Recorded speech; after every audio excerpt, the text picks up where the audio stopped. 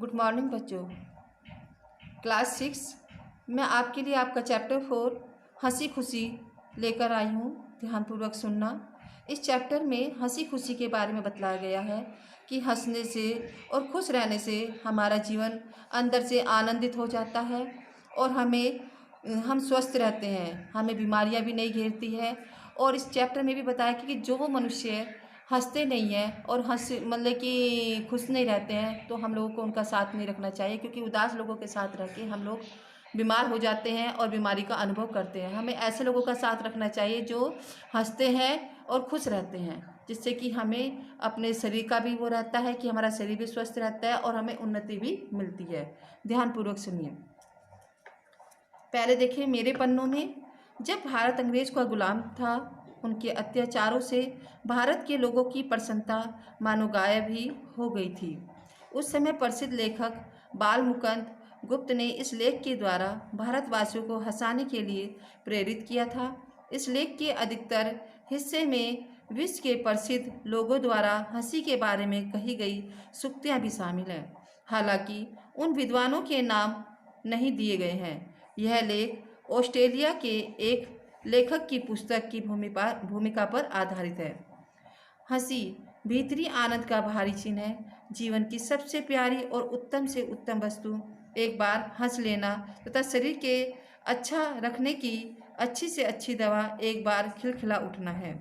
पुराने लोग कह गए हैं कि हंसो और पेट फुलाओ। जितना अधिक आनंद से हंसोगे उतनी ही आयु बढ़ेगी। एक यूनानी विद्वान कहता है कि सदा अपने कर्मों को झीकने वाला हेराक्लिटस बहुत कम जिया, पर प्रसन्न मन डेमीक्रिटस 109 वर्ष तक जिया। हंसी खुशी का नाम ही जीवन है। जो रोते हैं उनका जीवन व्यर्थ है। कवि कहता है कि जिंदगी जिंदा दली का नाम है। कार्लाइल कहता है कि जो जी से हंसता है वह कभी बुरा नहीं होता। जी से हंसो, तुम्हें अच्छा लगेगा। अपने मित्र को हंसाओ, वह अधिक प्रसन्न होगा। शत्रु को हंसाओ, वह तुमसे कम घृणा करेगा। एक अनजान को हंसाओ, वह तुम पर भरोसा करेगा। उदास को हंसाओ, उसका दुख घटेगा। एक निराश को हंसाओ, वह अपने को जवान समझने लगेगा। एक बालक को हंसाओ, उसका स्वभाव और स्वस्थ अच्छा होगा, वह प्रसन्न और प्यारा बालक बनेगा। पर हमारे जीवन का उद्देश्य केवल हंसी ही नहीं है। हमको बहुत काम करने हैं, तथापि उन कामों में, कष्टों में और चिंताओं में एक बड़ी प्यारी वस्तु है हंसी, भगवान ने दी है।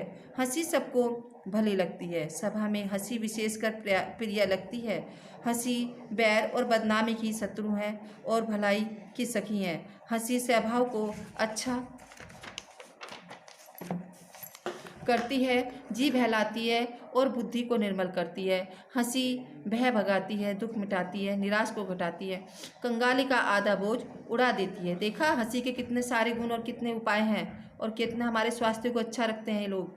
जो स्त्री और पुरुष हंसते नहीं हैं उनसे ईश्वर बचाए। देखो ये भी कहा गया है, मनुष्य को रोने के लिए ही नहीं बनाया गया, हंसने के लिए ही आदमी बनाया। मनुष्य खूब जोर से हंस सकता है, पशु पक्षी को वह शक्ति ईश्वर ने नहीं दी।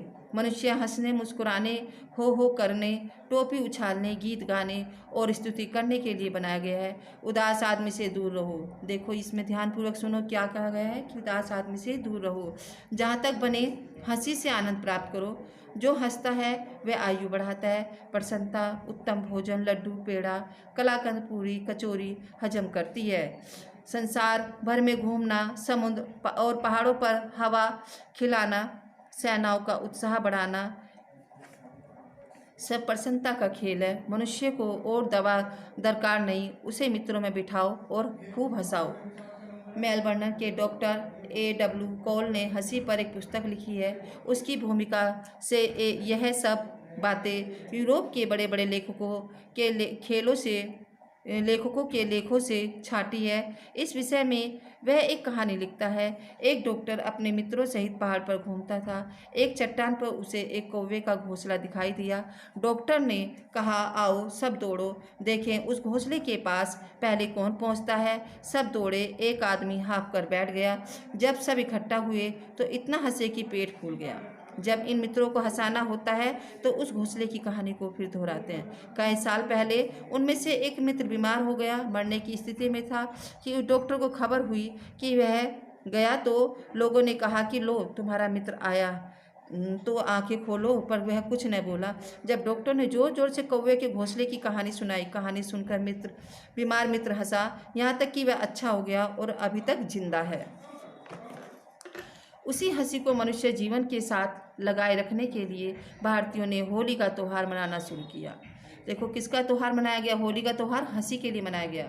होली की कृपा से ही अब भी हम कुछ हंस लेते हैं। संसार में दुख और उदासी इतनी अधिक है कि उस दुख और उदासी को दबाकर एक बार मनुष्य को हंसाना और प्रसन्न करना ही होली का उद्देश्य है। इसी से जानो कि होली हमारे जीवन की कैसी प्यारी चीज़ है। इसके लेखक हैं बाल मुकुंद गुप्त। धन्यवाद।